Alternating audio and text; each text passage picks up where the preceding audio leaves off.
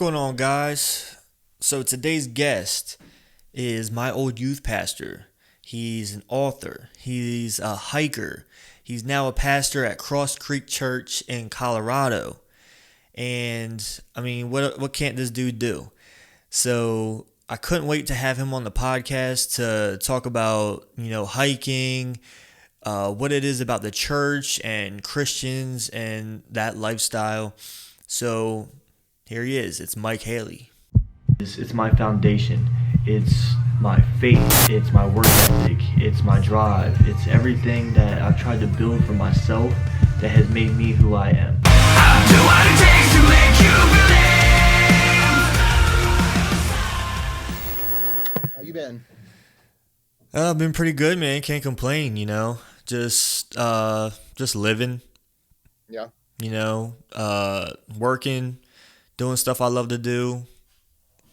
Got nothing to complain about, man. that's cool. Yeah, what have you been up to?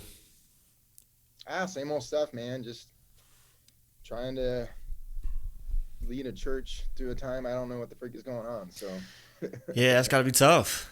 yeah, it's not easy. So, Yeah, do you have a lot of people coming to you, like, about, I don't know, just about, like, things they deal with at home or something like that, or, like, their depression or anxiety or anything? yeah, there's a lot of people that are struggling right now. We have a counseling pastor at the church, Okay. so he handles most of it. But yeah, some of the people that I'm, probably the closest to, we still talk a lot about that kind of stuff. Yeah, see, I know my wife probably goes through a little bit of it because Yeah. she's stuck at home. Uh, Her job's been working from home since March, I think. Oh wow. And for her, she has epilepsy and she hasn't been able to drive for about 4 years. Oh wow. So now it makes it that much worse for her, that she really can't do anything, Right. but I think just me and her just talking and uh, it's really tested her faith Yeah. in a way, and uh, like with me, I don't have a problem because for my job I'm a security guard, so I'm essential. Yeah. So my schedule never really changed through this whole thing. The only thing has changed is the whole mask wearing, Yeah. which can get annoying at times. But other than that, I got no complaints. It's just about hearing what other people go through, which makes me worry and stuff. Yeah, I don't think it'll be years before we'll still be finding out the results of this stuff, Yeah, just psychologically and emotionally on kids, on adults, yeah, everywhere. So yeah, yeah, I man. mean, because we have a lot of military guys in our church, and so some of them were deployed during the middle of it, and then they got over there, and then they would have to quarantine. So they're in a horrible barracks, quarantined, and it's just crazy some of the stuff they've had to deal with through this. So yeah, I think the after effects are going to be tremendous down the road. Yeah, I'm sure a lot of kids will have like PTSD or something like that, Yeah, from their depending parents on. beating them at home for school. Yeah, that too. So where are But you living at now? I'm still in Delaware. Are you in Wilmington or Yeah, Newcastle? I'm in Or Wilmington. Yeah. okay, Yeah, cool, me and my wife got a house here, and it couldn't be more perfect, man. Like, nice neighborhood. We actually live in an old person neighborhood, pretty much. nice. And sometimes we get those looks like if we don't have our grass cut the way they do. There's an older lady across the street from me. I seen her, no lie. She's been outside cutting her grass with scissors to make it all Nice. even. I'm like, Gotta. see, I don't have that time. Like, you know, I'll buy you scissors if you want to do mine. yeah, for real. But dude, I love like looking at pictures when you post of your backyard and stuff. Cause dude, like that doesn't even Yeah, seem real. it's beautiful here. That's where I'm at right now. It's beautiful here. So God has blessed us for sure. Yeah, you didn't grow up there, did you? You grew up in Kansas, right? Yeah, I was born actually 30 minutes from here in Pueblo, and but I was raised in Kansas, and then high school moved to Texas. So Oh, okay. But before we moved out to Delaware, I was a youth pastor down in Pueblo. It's the same church that I was born in because my dad had worked there years before. So I was a youth pastor there for 7 years.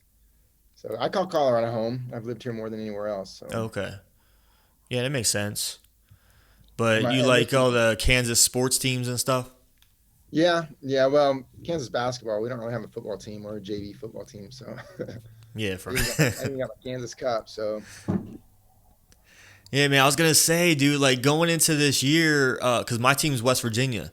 oh yeah, So we were actually, did we beat Kansas this past season? uh, I think it. they I tend don't to know if beat we them beat them, but I know it was every time close. at home. Yeah, I know Yeah, because Kansas is always top tier, and West Virginia goes up and down.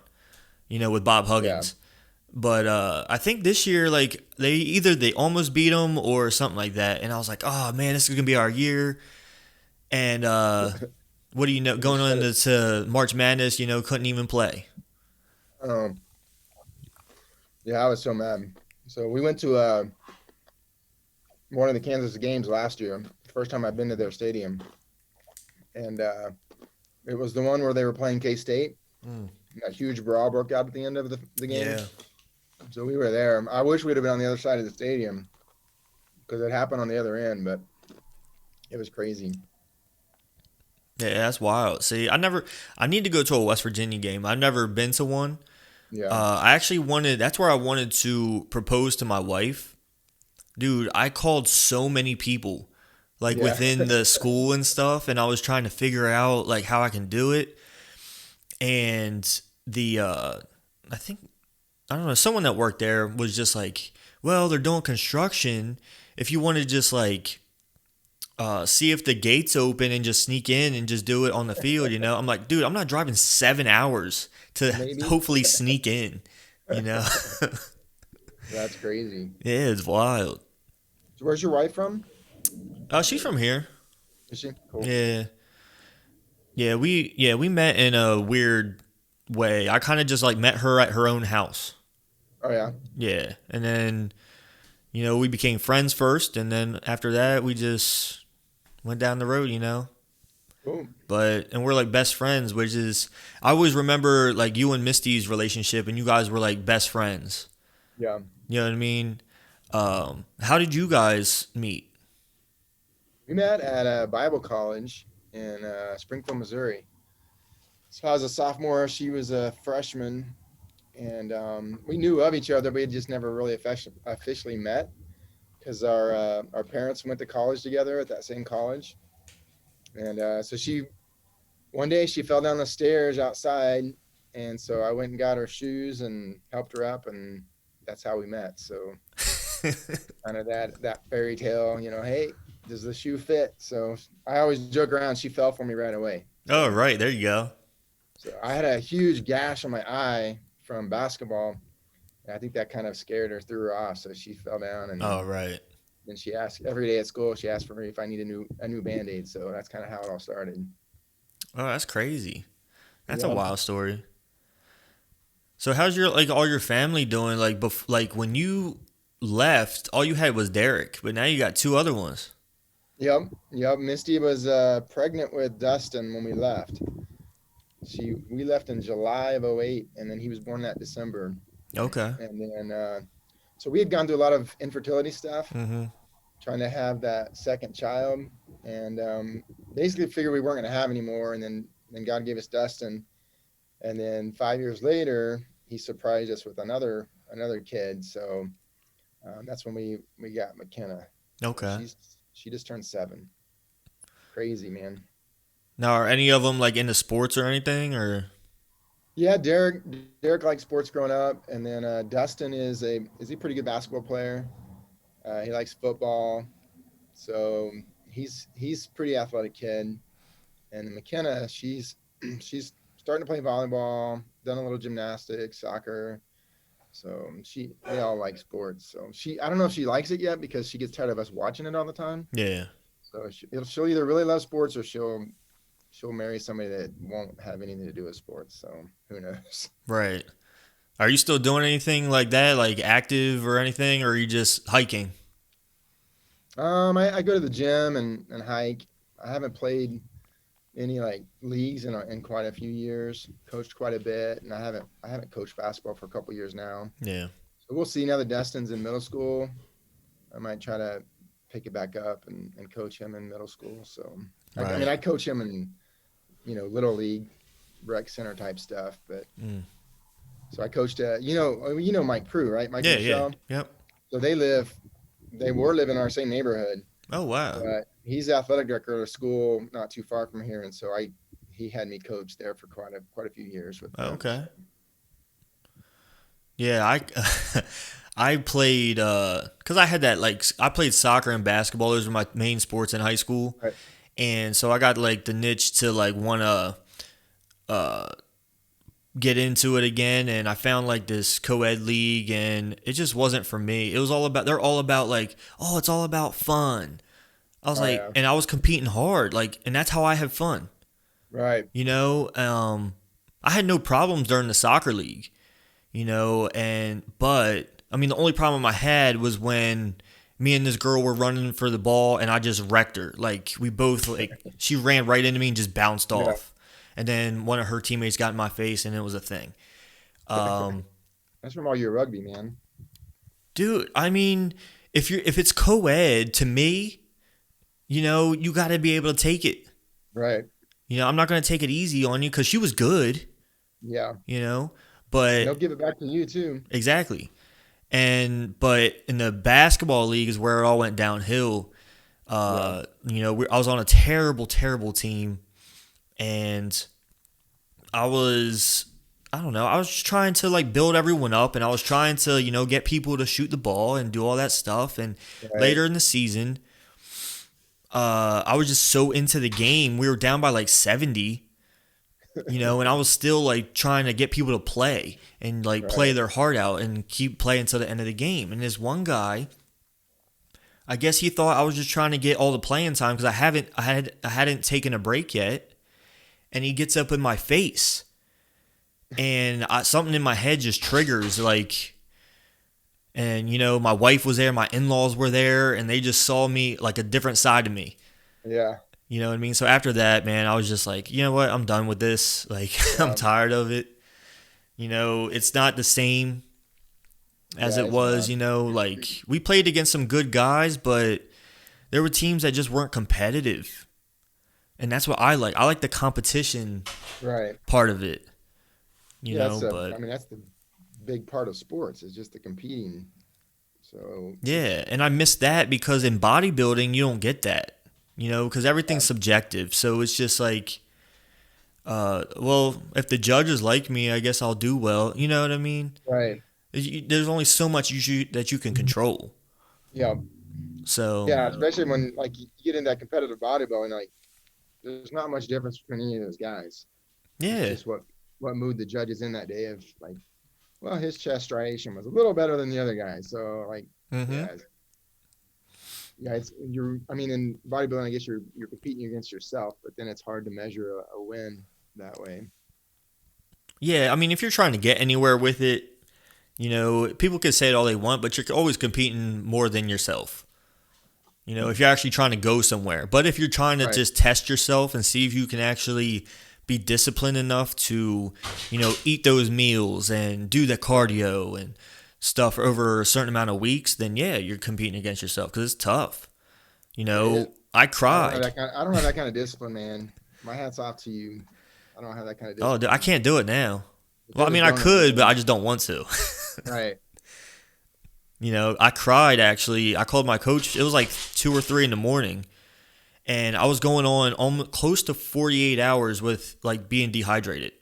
I haven't Wow. had any liquid for almost 48 hours, Dang. and I was like crying. And I called her, and she was like, "Oh, go to the sink and just like swish around water in your mouth and spit it out." I did that, and I'm crying, and I was like, "It made it worse." I was like, "Dude, never again." No, but I go to the gym so I don't look like a typical pastor. Oh That's yeah. my motto. I don't want to look like a typical old pastor, just fat and fat and lazy. Let's take a break for a second from this podcast and talk about Onward. So Onward is a supplement we carry at Strong Tower Nutrition. It's created by Run Everything Labs. It is to help improve your mood, boost your overall health, support your immune system. It does all these things without a crash at the end of it. You know what I mean? It's not going to give you that high spike of energy and you're just going to want to go to sleep at the end of the day. This thing sustains throughout the day. I love it. I use it every day. And for podcast listeners, we're offering 10% off of the entire website on stnutrition.com. So go check it out, stnutrition.com. Use the code STRONG, STRONG, 10% off. And now let's get back to the podcast. How did because your church is like fairly new, right? No, with it, the church is actually this month is 50 years old, Oh, okay. but it was kind of like a restart. Right. So, because when we got here, there was 30, 40 people, and the church was really on its last leg. But the group of 30 or 40 people, man, they just wanted their church to grow, and they wanted to reach people, and so that was in 2008 when we got here, and then 2010 is when we changed the name, kind of like a relaunch, restart, from what it was before to what it is now. Right. So most people think it's a new church, but it's not necessarily a new church. It's just got a fresh look to it. Okay, because did you bring in like a lot of the social media aspect of of this generation and that kind of thing? Yeah. So like, there's not really anything about the church that's the same other than our beliefs. Mm-hmm. So it was like when I got here, it was just they had a piano and hymnals, and that was it. Ugh. Yeah. So now it's nothing like that. It's a lot more contemporary and enjoyable for most people. Yeah, so I mean, speaking of the church, so I got a question from Mark Griffin. All right. He says, as a pastor, do you ever feel like the church loses their ability to sympathize with people who don't believe in God? Like they no longer remember what it's like to be lost? Yeah, I think all Christians struggle with that. Yeah. Yeah, because the reality is, studies show the longer you're a Christian, the less non-Christian friends you have. Right. Because like if you get into bodybuilding, you surround yourself with bodybuilders. Right. If you get into whatever you're getting into, that's who you ended up surrounding yourself with. Yeah. And so it's the same thing with Christians. We can very easily isolate ourselves from non-believers, and when you do that, you do lose sight of it. So we try to put an emphasis on not losing sight of it, to encourage our church, encourage us, me personally, to remember what it was like, because none of us are perfect. Right. I've already sinned today, and I'll keep probably doing it before the day's over, I'm sure. And so it's a reminder of that. I think it's a great question from the man Mark, because you got to strive to remember.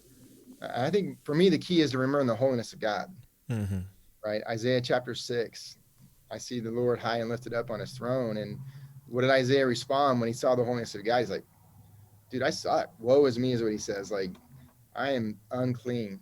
And so too many Christians think they're clean. Yeah. When they're really not. Like, you compare yourself to God, you're not. Now, I know as a believer, we're clothed in the righteousness of God, and God sees us holy and righteous, but and we got a lot of work to do. So we have a ministry here called Regeneration, which is like a recovery ministry. Mm-hmm. But it's not just alcohol and drugs, which what most people think of as recovery. Right. Because all of us as Christians, we're in recovery. Right. I have pride issues. I have self-worth issues. All of those things are sin. So yeah, it's a battle. You got to work on it. And I think the key for me is to remember who he is and who I am. I'm not him. I'm not God. So what do you do if, you see Christians or people that call themselves Christians, I don't know if you call it protesting, but they hold signs of like God hates gays or, Even like outside like a clinic, like they're telling people like they're going to hell if they do this abortion or something like that, Right. right? And they're doing that rather than thinking about, okay, what would Jesus actually do in this situation? Right. You know what I mean? And I'm sure the Bible says something that are against those things, but Yeah. there's probably something else that tells you that you should love those people. Yeah. So what do you do in those Well, the situations? unfortunately, most of the people that are like that won't listen to anybody anyhow. Yeah. But the Bible explains it as a like a gong, like a cymbal on a drum. Mhm. Like you can do all those things, but you're just like a clanging cymbal if there's no love in it. Mhm. And there's no love in that kind of response, Right. right? You're going to hell, protest you. That's not love. Yeah. And unfortunately, what it does is that clanging cymbal, it drowns out the voices of God that those people do need to hear. Mhm. Like God does love you. God loves your unborn child, but they can't hear it because of these other guys over here banging on the cymbal. Yeah. Which is really one of the reasons we changed the name of our church. Okay. There's a Baptist group, and I'm not going to name them because I don't want to give them any credit, but Right. um, that does a lot of that stuff. They protest military funerals. They protest all of those things, and so we wanted to remove obstacles from people knowing Jesus. And if a name is an obstacle, then let's get rid of it. Yeah. And so we went from our church was Gideon Baptist Church to now Cross Creek Church, and we still believe what we've always believed. This church has always believed, but it was just removing an obstacle because of those people that are claiming that symbol that just like drowns out what we all need to hear, right? Like Mhm. without love, you're just wasting your time, no matter what you're doing.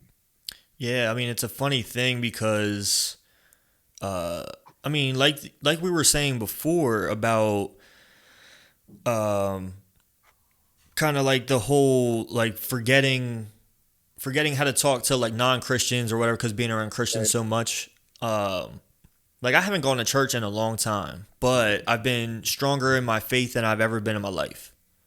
right, And the people that I get to talk to, like I'm good friends with a dude that is an atheist, and he constantly asks me questions though.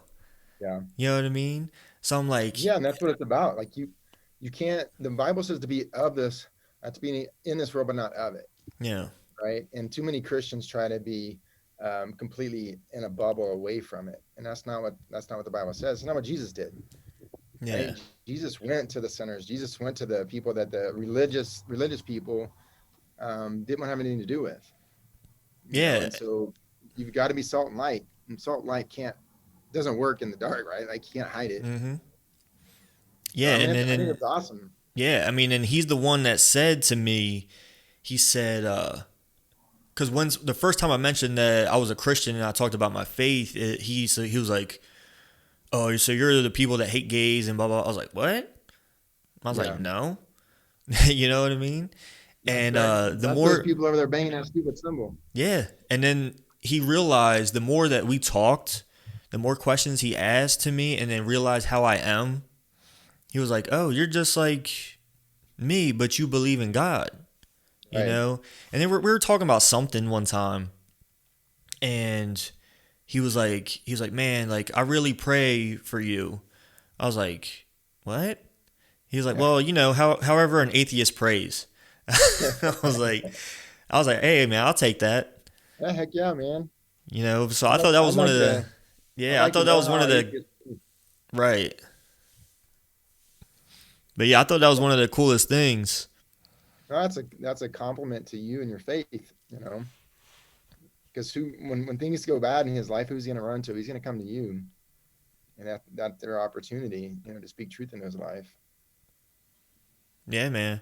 I mean, and I was thinking about back in the day, with like when you were in Delaware and with all of us, it was probably probably the closest knit youth group I've ever even like not just been a part of, but seen at that Yeah, church. You know what I mean? we had some good times there, some good punks in that youth ministry. Yeah. It's cool to see what you guys are all doing now, and the different paths that God's taking you guys on. Yeah, and it's like I grew up in church and all that kind of stuff, but when you do that, you tend to want to like get away from it when you get older. A Yeah. lot of people do. So I was one of those, and then just about like 2 years ago, I think is where I was just like, you know what, God, I'm tired of running.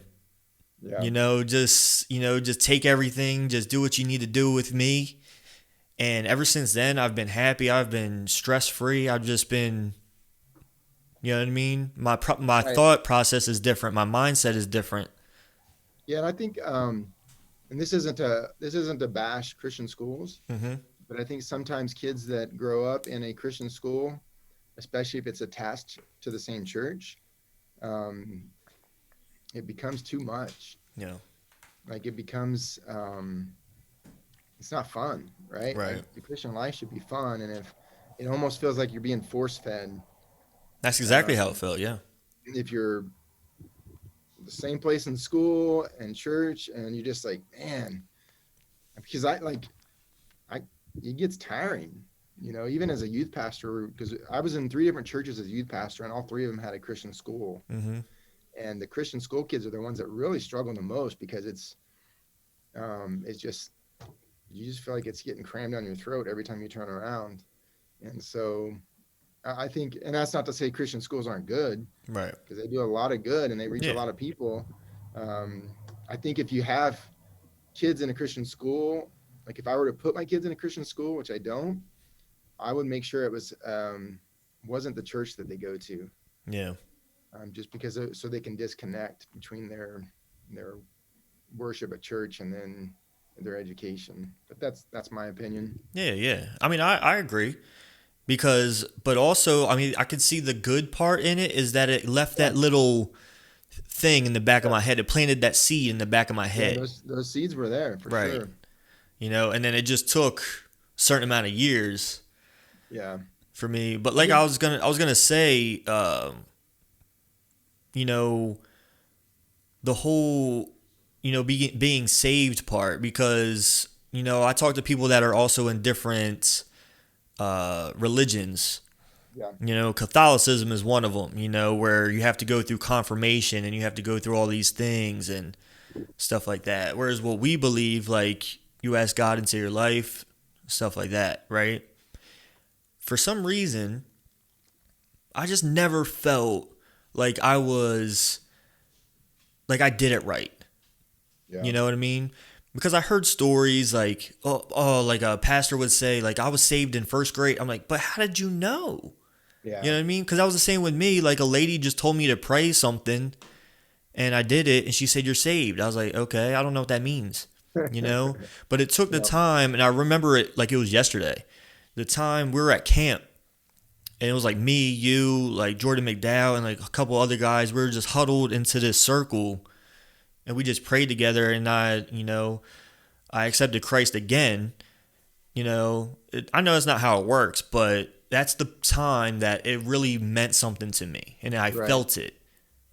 You Yeah, know, there has to be what some books call the crisis of belief. It's like you have to come to the point where you really believe this for yourself. mm, As a first grader, there's a lot of first graders that can't understand that, but you got to take the time to process that with them, not just say, "Hey, you want to say a prayer and not go to hell?" Well, of course I do, right? Um, yeah, and I would say probably a huge majority of people that grow up in church go through that. I did the same thing. I prayed it, I think when I was 5, just because my twin brother did it the week before, and all week he said, "I'm Christian and you're not." So I was like, "Well, I can do that." So, but it wasn't until I was like 14, I'm like, "Dang, I need to make this for myself." So yeah. that's I awesome. mean, I don't remember that. What camp was that at? You remember? I Was it have no clue. I'm trying to remember where we went to camp. We went to Nyack. That was the hottest camp I think I've ever been to, other than the Philippines, because they had no air conditioner. And it was like Nyack, New York. And it was like 107 Yeah, I degrees. think it must have been like '08, maybe Yeah, something like that. Yeah, I don't know. but I just remember that moment, That's awesome. and it's yeah, it stays with me. But speaking of your brother, I saw that you guys have a book that's gonna come Yeah, out. yeah, it's coming out. I don't know. We're just waiting on a friend of ours that's doing the publishing for it on Amazon. Okay. And so hopefully in the next week or two it'll be done. Just waiting on him. Everything else is done on it. So yeah, it's basically I've written two other books, and then my brother has Yeah. written another book on parenting. And so then last summer we did the JMT, that John Muir Trail. Yeah. And so I know your guys' family's into hiking, Mm-hmm. and so we did the book is basically nine mountaintops that we see in scripture Okay. and what we can learn from it. And so each chapter kind of has a perspective of what we can learn in the Bible from what God showed on that mountain. But then each chapter also shares a story from the hike. So it's 17 days, 244 miles, just camping out. So there's some cool stories of what we experienced while we were out there. Right. So I think people enjoy it, especially if you like outdoors and mountain stuff. So Oh yeah, definitely. And how was kind of like doing the writing process with your brother? How was that? um, it was good. Basically, I kind of came up with a plan of what chapters we wanted to do, Mm-hmm. and then we just kind of divided them up. And so each story, we each have a kind of a tale from the trail, is what we called it. So each chapter is introduced with a story from the mountain, and then I think there's ten chapters. There's an introduction and conclusion, so we just divided them up, which ones we thought we would want to talk about the most. So Did you think about the book idea while you were on the hike or after the fact? yeah, there's another book called The Mountains Are Calling, and it's by the teaching pastor of Prestonwood. And so he did a book pretty much similar. We basically stole his idea, but I asked him first before we did it. So while we were on the hike, we talked about it. Like, we got to figure out a way to share this experience with other people. How's this going to look? And so while we were on the hike, each peak that we went over, there's 12 mountain passes. So each time I would just get my phone out and record a short, because I'd planned to do a preaching series through this other book when I got back from the hike. And so I did like a promo each week. Mm. And so then when we got back, I was like, well, we can just turn this into a book. So that was kind of the process. We talked a lot on the hike. I mean, there's a lot of times to talk when you're hiking 10 hours a day Yeah. about, could we do a devotional? How can we share this experience? And so that's kind of what we nailed down on doing. Okay. Did you guys like train for it for that Yeah, we hike? did. Okay. Yeah. And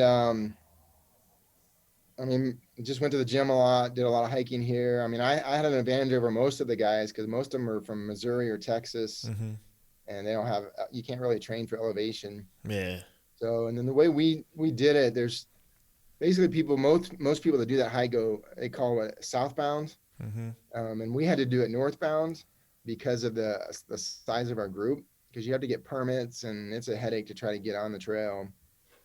And because of our size of our group, we had to go the other way. And so what that meant was we started out at, like, the first campsite was 10,500 feet. And so you don't get to gradually go into elevation. You just kind of, Right. like, first day we did over one mountain pass, which was like over 12,000, and 15 miles first day. So when you come the other way, you kind of gradually go into the elevation. So my brother was sick like the first probably 10 days.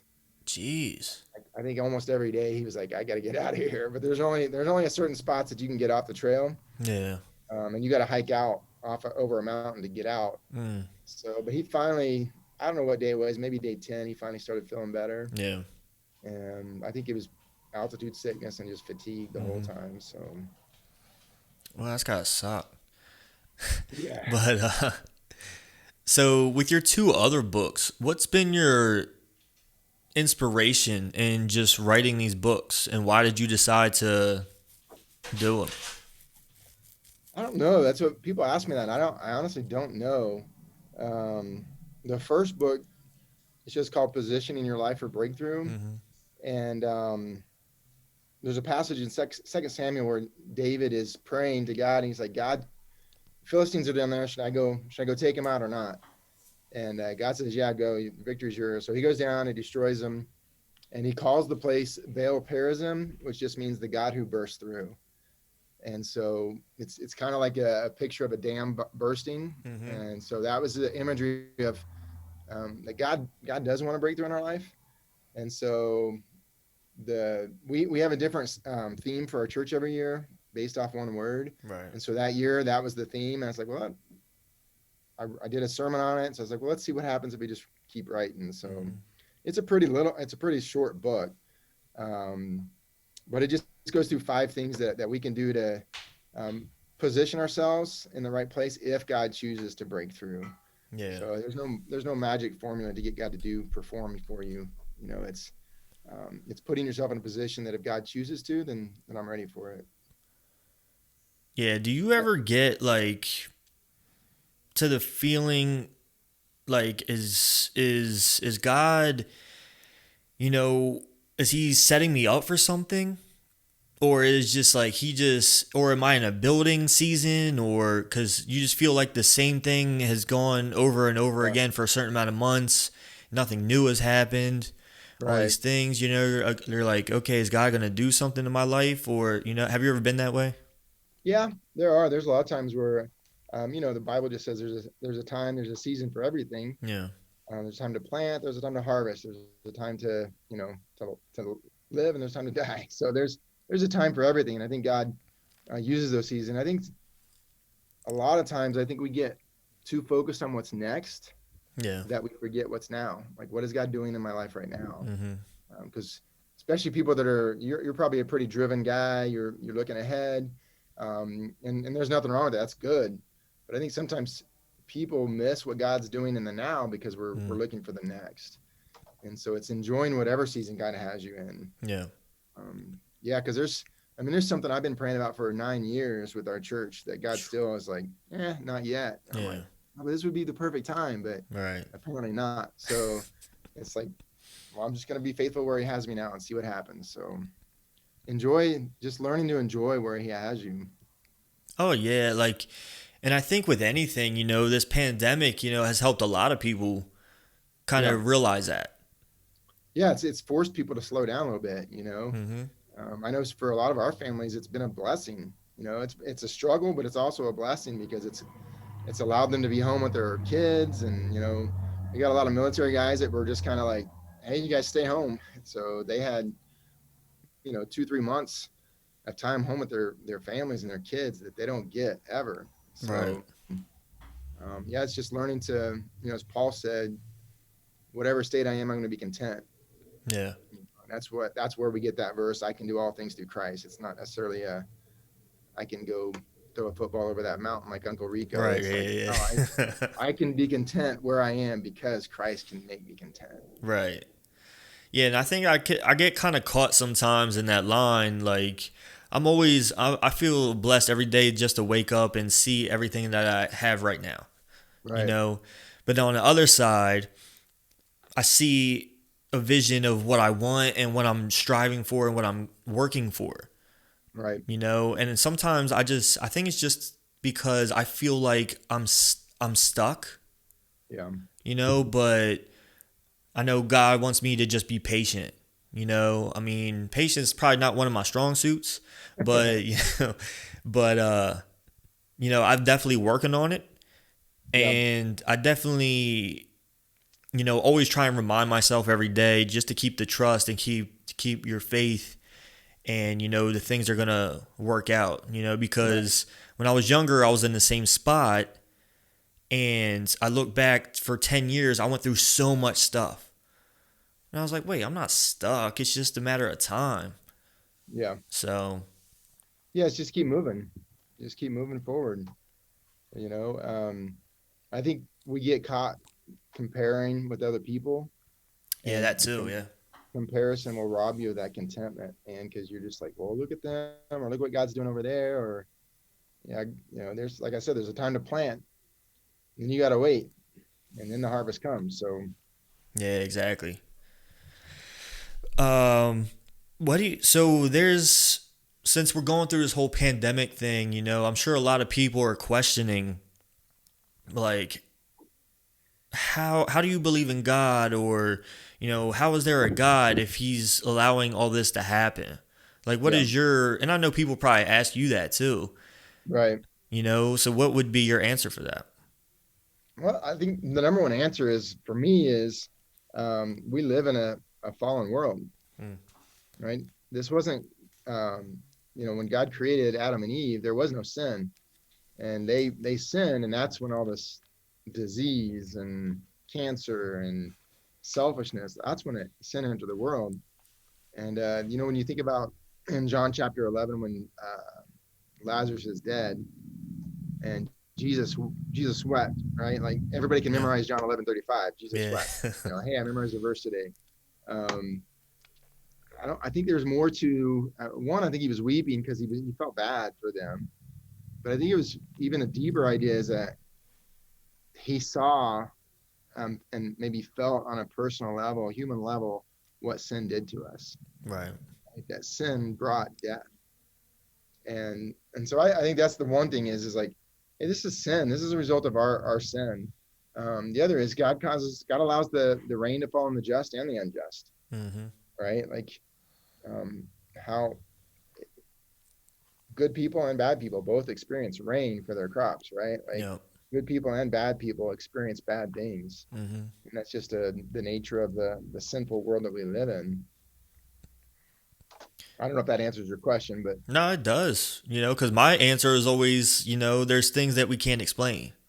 right, I yeah, mean, and you can say that, I mean there's going to be some people like Christians that would say, well, God's bringing this judgment on the world. Well, that's a possibility, but we don't know that, yeah, right? It could just be that some bad people decided they want to uh, put this virus out and kill people. Like mm-hmm, why? Because they're sinful people, you know. yeah. Um, I think sometimes God gets the blame for things that he's not really like responsible for. He allows us to live in our consequences. Yeah, that, I mean, and we have the freedom to make choices and to have our own decisions, Right. and so many different things, and there's things like cancer and different diseases that we get, or someone dies unexpectedly and we just can't explain it, and then we look for somewhere to blame, Right. even if the person doesn't believe in God, they blame God. Yeah. You know you know what I Yep. mean? It's a crazy thing. Yep. Well, um, it's like if you have kids and you tell your kids, hey, don't do this, and they do it, and then you discipline for them, and they're mad at you for disciplining them. What? Yeah, I yeah. told you, you know, why would you get mad at me for doing what I told you I was going to do? Like that was your choice. And so, yeah, we like to blame God for every catastrophe, but not give him any credit for any of the blessings. Yeah. So during this whole thing, what's been your routine? Since I know you probably, do you go to the church to preach even though you can't have people, or do you have people there now?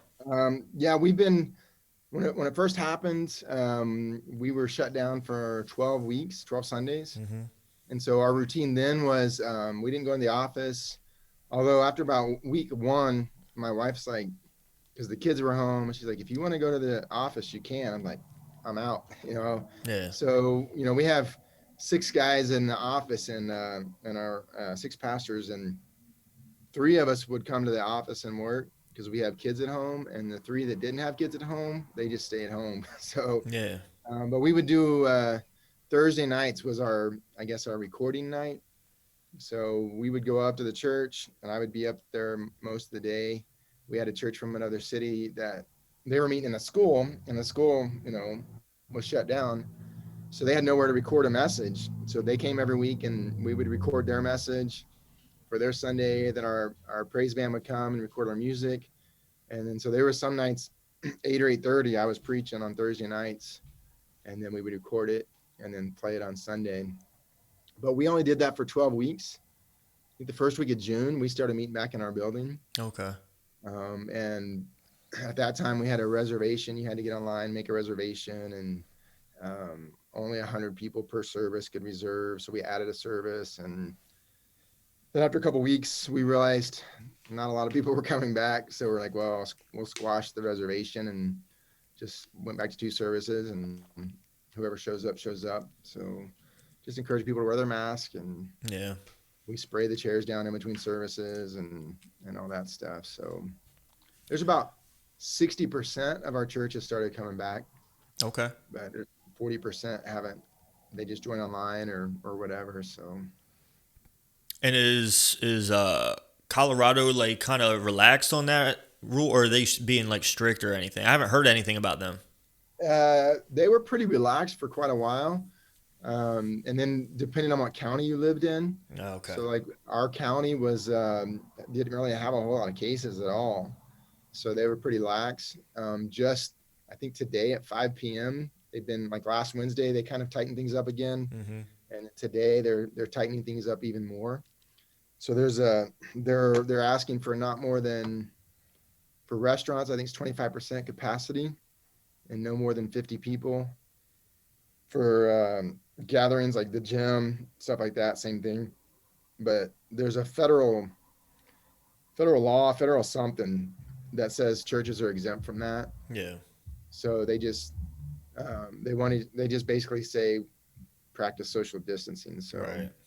we've got our even this week we've changed up our setup in our auditorium where we've taken about 100 chairs out, spread them out so that people can feel a little more safe as far as not being right next to people. But Right.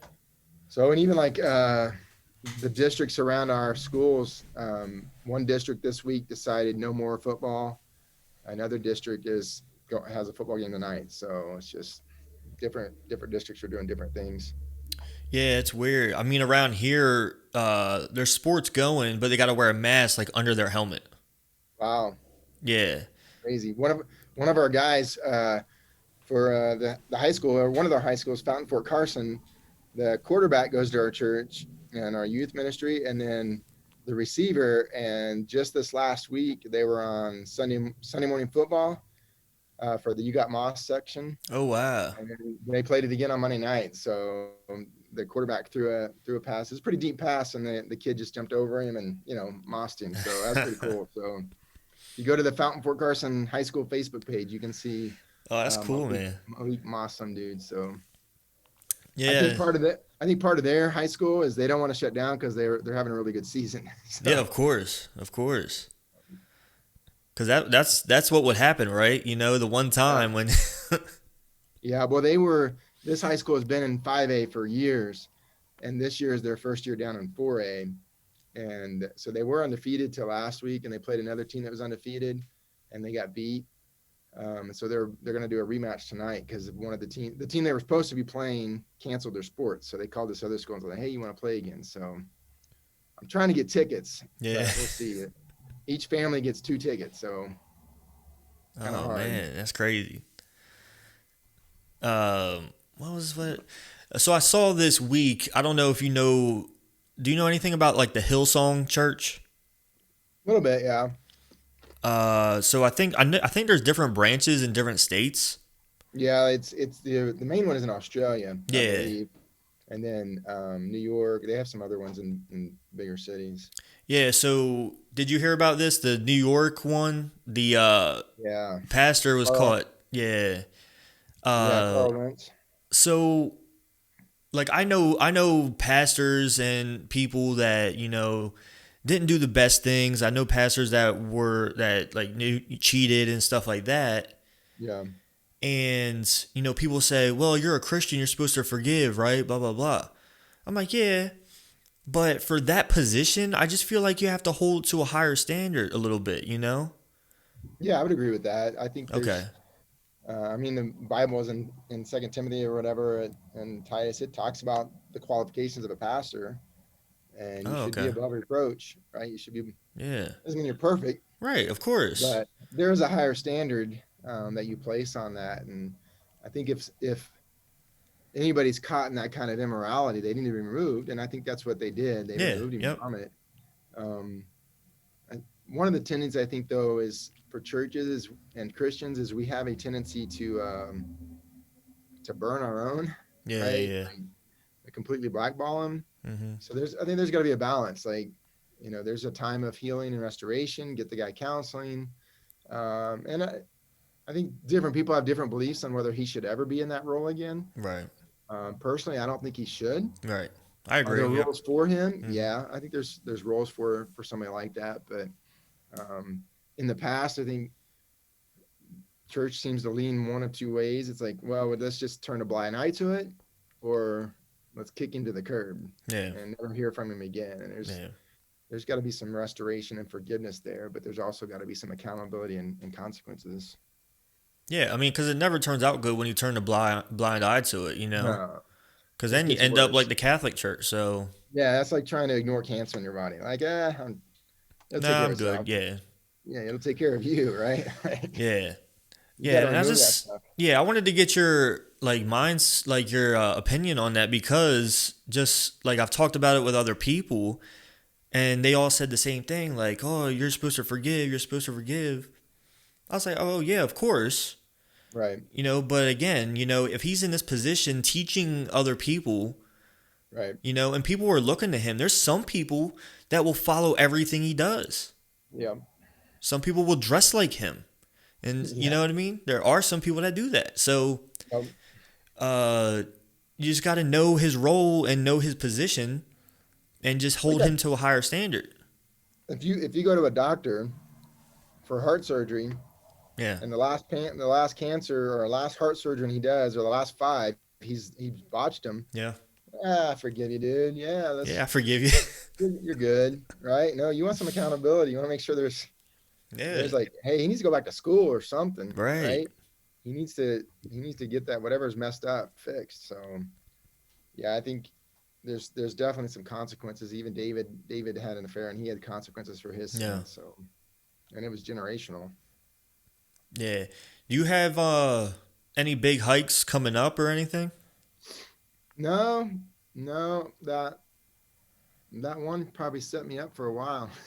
Yeah.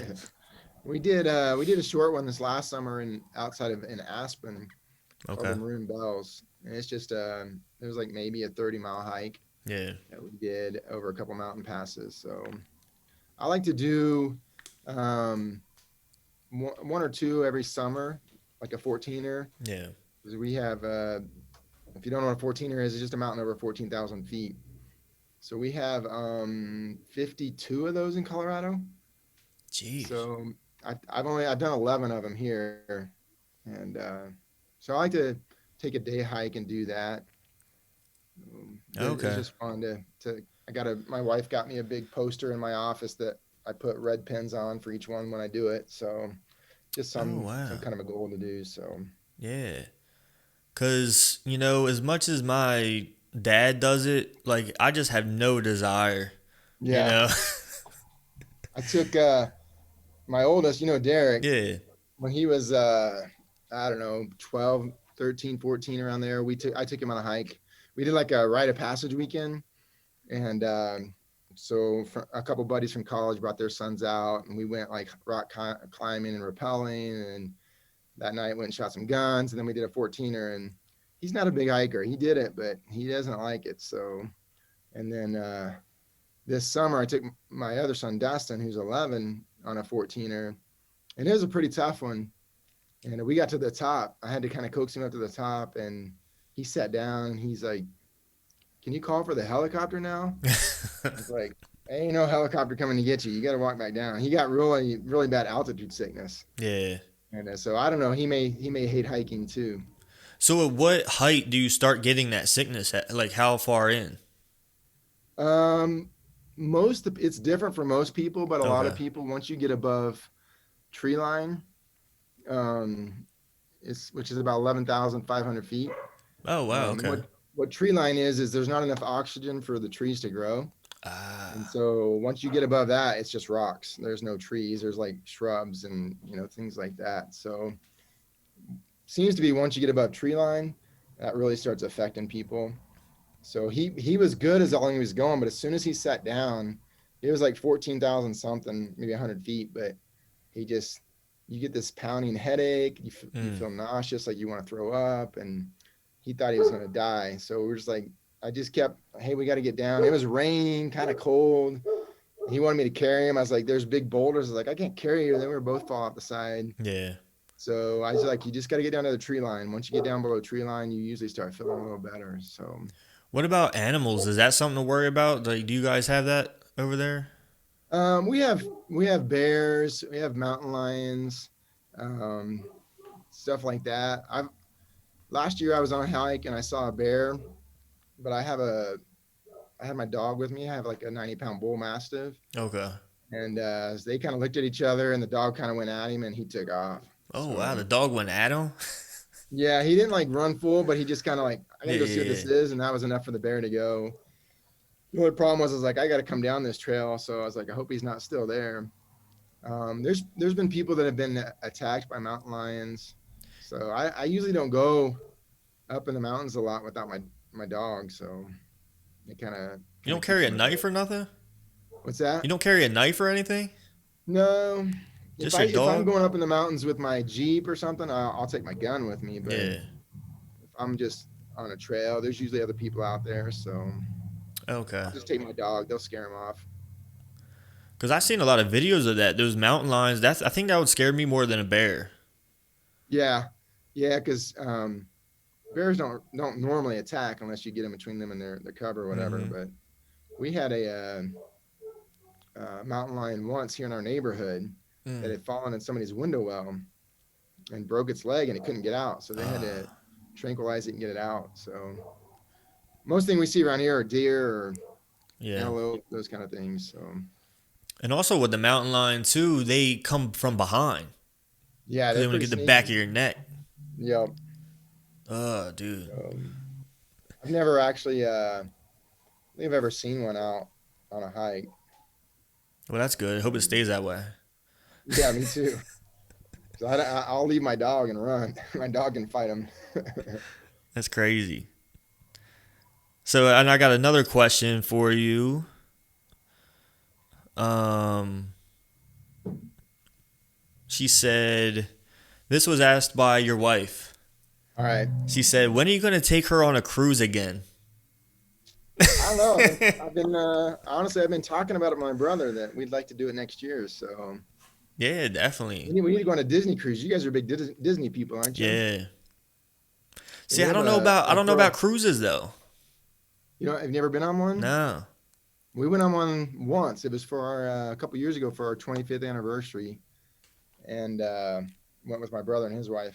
It was a lot of fun.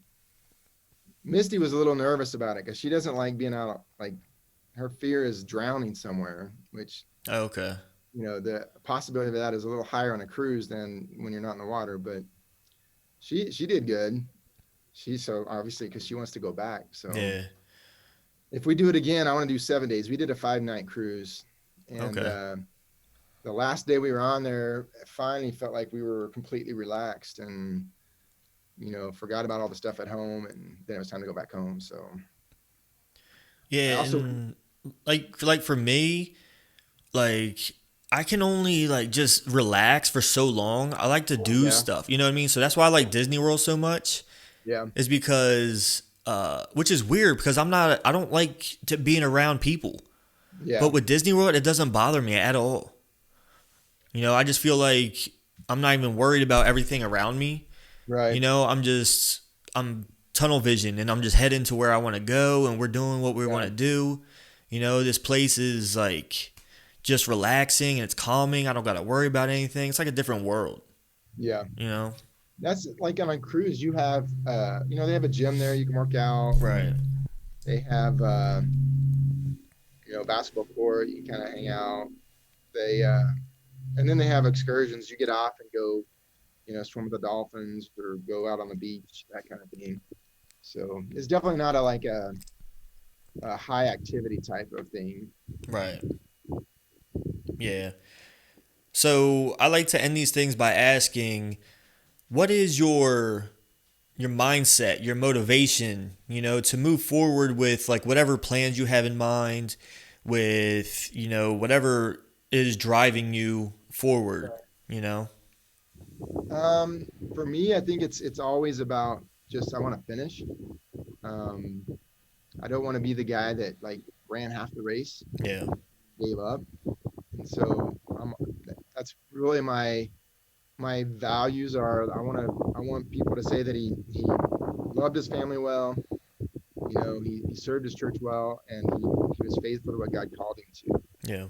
So just to keep going, you know, I don't want to be. My dad is always, you know, don't quit, don't quit. So I just want to be faithful to what God called me to, and not quit. That's really my motivating thing. Is I don't want to be like that preacher, you know, in New York that Yeah. screwed up. Yeah. I want to be faithful to my family. You know, I want to be faithful to God, and so um, that's probably my biggest motivator. Is just, hey, I want to be seen as somebody that just kept going, didn't quit. So Yeah, man, sounds good to me. I mean, you left a big impact in my life and a lot of, the girls and guys that were in that whole group of ours. Because people talk about you all the time. People were messaging me, telling me to tell you like how much they miss you and yeah, stuff like that. So you're definitely making an impact, man. well, I appreciate it, man. Yeah, You were a man. great kid. You were quiet, that's for sure.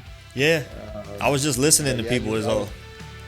that's right. You were always a good kid, but you were always quiet. So I was like, I don't know if that Bing guy even likes me, Yeah, but yeah, man. But I appreciate you doing this. It means a lot. thanks, man. I appreciate you having me on, and I keep praying for you and your wife. And you guys keep moving forward.